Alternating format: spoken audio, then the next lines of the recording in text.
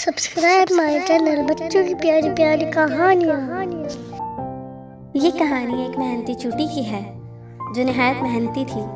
एक दिन चूटी कहीं जा रही थी कि रास्ते में उसे एक टिड्डा मिला।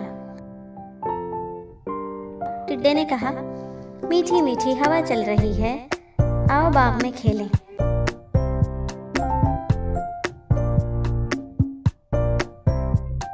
चूटी कहने लगी, मैं कैसे खेलूं भैया, मुझे दाने इकट्ठे करने हैं। बरसात आएगी तो छोटी चूटियां क्या खाएंगी। मुझे घर भी ठीक करना है, बरसात के पानी से घर टूट जाता है। टिड्डे ने कहा, हमें क्या, हम तो खेलते हैं। एक दिन अचानक बादल आ गए और जोरदार बारिश शुरू हो गई। टिड्डा भीगता हुआ आया, चूटी का दरवाजा बजाया। कहने लगा, चूटी बहन थोड़ी जगह दे दो अपने घर में।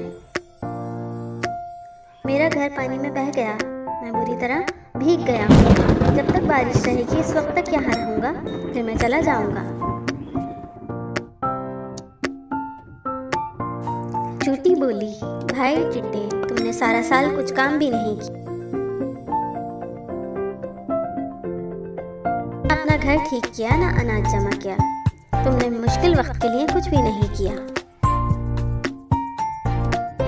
चूटी ने टिड्डे को चावल के कुछ दाने दिए और कहा, ये खा लो, लेकिन मेरे घर में तुम्हारे लिए कोई जगह नहीं है। टिड्डा रोती शक्ल बनाते हुए वहां से चला गया।